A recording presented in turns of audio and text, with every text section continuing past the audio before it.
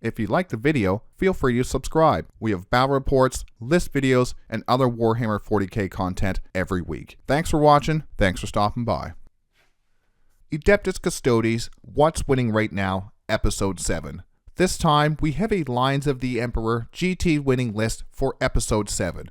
Rory Andrew was able to go 5-0, winning the 36 Chambers GT. We will take a look at his list and his path to victory. Then I will go through his list with a breakdown of how the Lines of the Emperor benefit these units. Finally, a general game plan for the list. Congratulations to Rory with an Adeptus Custodes GT win. Let's take a look at his Lines of the Emperor list. It came to 2,000 points. His warlord was Trajann Valoris. For his other characters, he did have an Allarus shield captain with the superior creation enhancement, a shield captain on Dawn Eagle Jetbike with her Presidius enhancement, another shield captain on Dawn Eagle Jetbike with the Ad Mani Mortis enhancement, and then finally a Bladechampion.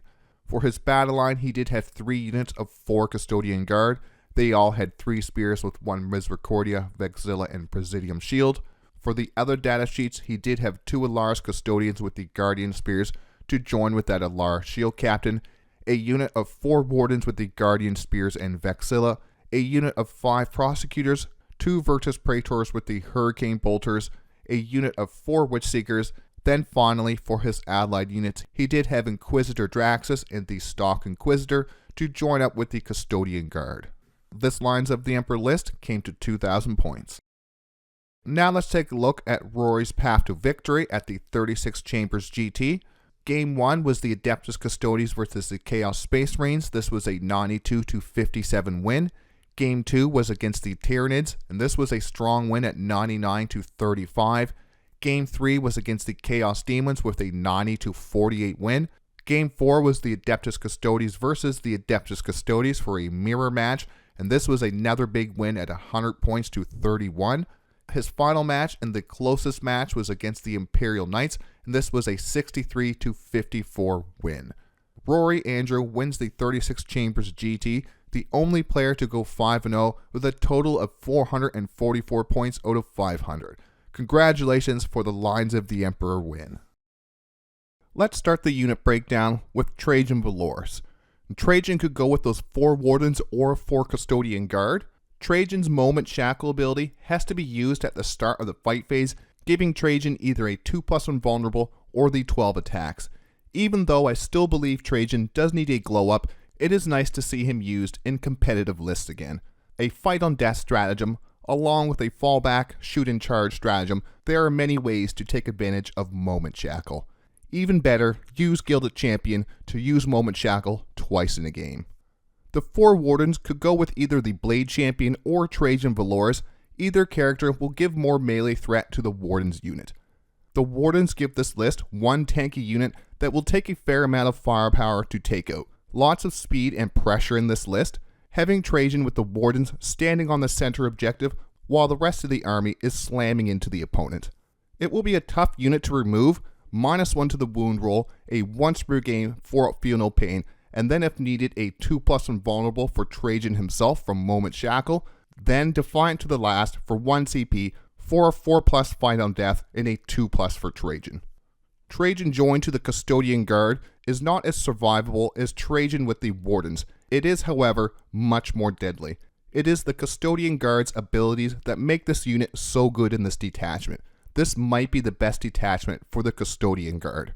+1 to the hit and wound roll for the shooting and the melee, with the ability to reroll the wound roll of 1 or the wound roll if we're on objective we control. Then Sentinel Storm for a once per game shoot twice. The Custodian Guard can output a lot of damage in this detachment. Next, let's talk about that Bladechampion.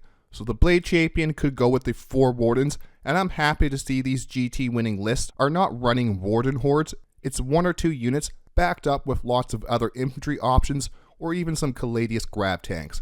I love to see it. I love to see the different combinations for the Lines of the Emperor lists. The double advance and charge gives this list some high charge threat range multiple times per game. He may not even attempt to advance and charge that turn. It is the fact that he could do it that will always be playing on the opponent's mind. The Bladechampion does not have to use the advance and charge ability Martial Inspiration until the charge phase. With this ability, we don't have to declare it before we make our advance roll. We can make our advance roll and then later on in the charge phase decide if we want to advance and charge or not. And that stratagem to reset this ability, Gilded Champion, can be used in any phase, so we can use it in the charge phase as well to reset that ability. It allows these units to have that psychological warfare aspect. We could advance and charge when we advance, or save it for another turn if the advance was a low roll. Gilded Champion to re-rack the advance and charge can have these units flying around the board. The Wardens shooting in melee is not as good as the Custodian Guard or the Allarus in the list. +1 to the wound in melee will still have these cranking out some good damage. They are, however, much tougher to kill, even more so with that 4-up Funeral Pain for the phase. Having at least one tanky, hard to kill unit gives the list more options. A good choice if a unit does need to stand on the center objective and survive for a turn. You need to survive, throw up some Wardens. Then we have the Allarus Shield Captain with the 2 Allarus. Rory had put Superior Creation on the Allarus Shield Captain. Standing back up on a 2+ with full wounds remaining is very strong. It allows him to use the unit as an anvil unit to move block the opponent's army. It is also a good option to stand on an objective in the open against a gunline army.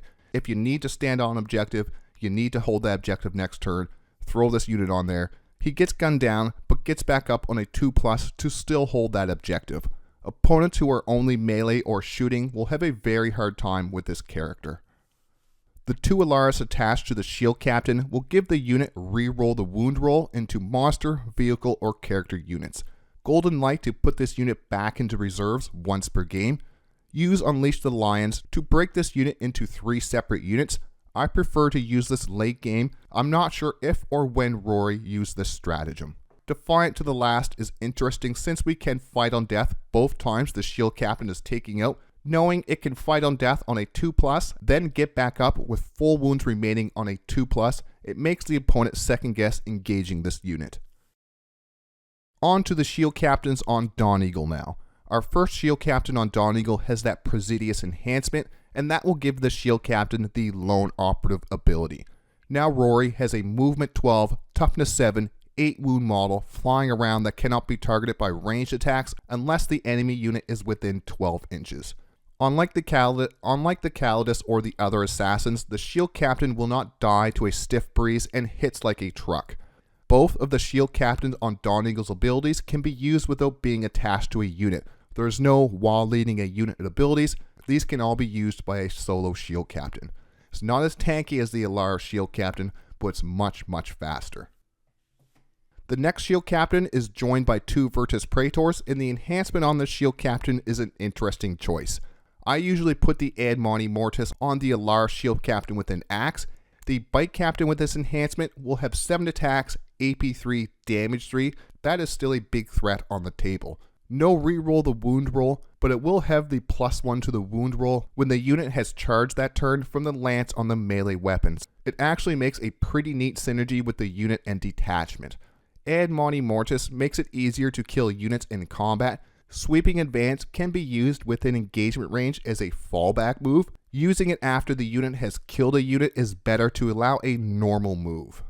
The Vertus Praetor's Quicksilver Execution can be used after a normal move or an advance move. If we use Sweeping Advance for a normal move to fly over a model or a unit, then we can drop some mortal wounds on that unit. The Shield Captain adds to the amount of models in the unit, giving us a potential 6 mortal wounds to drop from these Quicksilver Execution. Gilded Champion can reset Sweeping Advance, which is a very powerful movement ability. This Shield Captain fighting on death is no fun for the opponent either. 7 attacks, strength 10, AP 3, damage 3. This thing will take out Terminators with it when it dies. When this unit is within 9 inches, it will have 18 shots, hitting on 2s, strength 4, AP 1, damage 2 with twin length from the Hurricane Bolters Rory did have equipped on these Vertus Praetors. That can pick up whole infantry units or do major chip damage to tougher targets. The detachment rule giving these Hurricane Bolters +1 to the hit and wound roll is huge. I have used these in units of 2 to great effect. I can imagine what another 6 shots would do when you add that shield captain to the 2 Vertus Praetors. Next up is Inquisitor Draxus with 4 Custodian Guard. Draxus with Guard was one of our auto-include units if we wanted an anti-infantry shooting unit. In Lines of the Emperor, I would say this is the best detachment for Draxus with the Custodian Guard.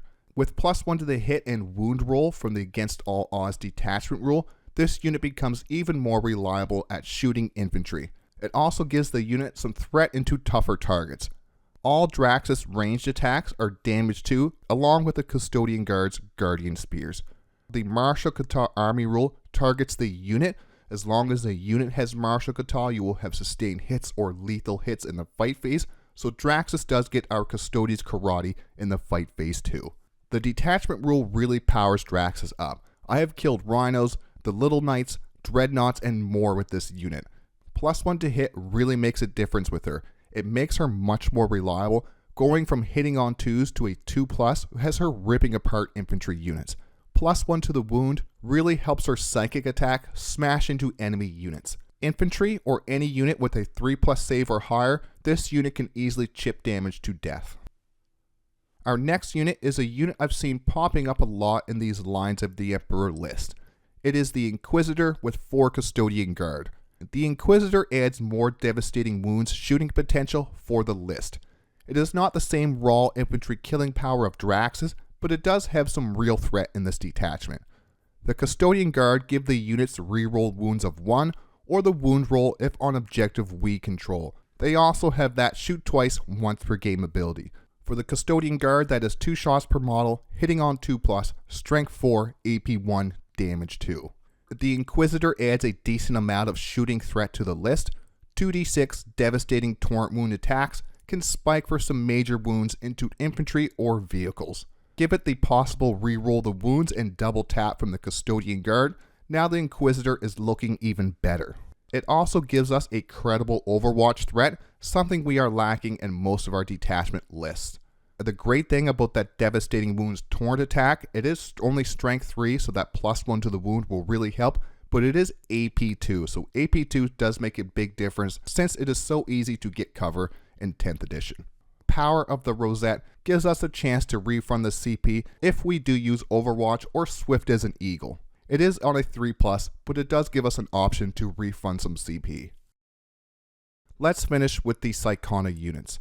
Rory did have a unit of Witchseekers, our best cheap unit to gain some early board control. Rory only had 1 unit in the list. I'm not sure if he used this to get on his expansion objective early or used it to push towards the center. I find they are great for scouting 6 inches towards the center for turn 1, drawing area denial or establish locus turn 1 without a cheap unit who can get into the center is a bit of a bummer. +1 to the wound roll from the detachment rule can make these a bit more threatening into infantry units as well. Custodes players can't go wrong with a unit of Witchseekers. Last is the humble Prosecutors. The Prosecutors actually get access to the detachment rule. It does make them a fair bit more deadly. Not really a unit we'll be taking for damage though. These are mostly used for screening, getting secondary points, or holding our home objective. Currently, our cheapest unit, a 4 model unit, is 40 points.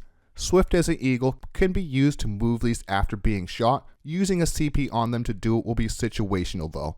If it could deny the opponent from scoring, then we would want to consider using this stratagem. That's the unit breakdown for Rory's GT winning list. Let's move on to a general game plan. Let's go through a general game plan for this list.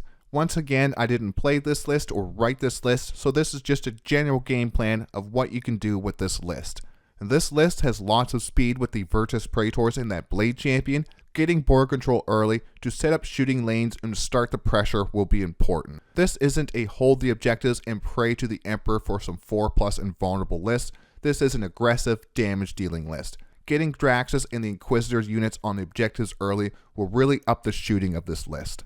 Use the threat of the Blakes and the Bladechampion's unit to keep the enemy from being too aggressive, while Trajann and the Allarus get into good staging positions for movement or rapid ingress. The shield captain on Dawn Eagle with that lone op enhancement can grab the expansion objective turn 1, while the Witchseeker scouts 6 inches towards the center. Having the CP available for Defiant to the Last and Gilded Champion will be key to making engaging this list in melee counterproductive for the opponent. Let's end the video with some final thoughts. This was a very character-heavy list that dominated most of Rory's games. He seemed to have a nice combination of speed, damage, and survivability. I am a happy Custodian to see all of these different Custodians lists and detachments winning GTs. For the first 8 months of our codex, I think we had 1 or 2 GT wins in total. It was rough for the competitive scene, and for casual players, it felt like we had very little fun options. Congratulations once again to Rory for his win. No Grav-tanks either. Nice to see all these different kind of lists being able to succeed at a GT. Subscribe for weekly battle reports, list videos, and other Warhammer 40K content. Like always, thanks for watching. Thanks for stopping by.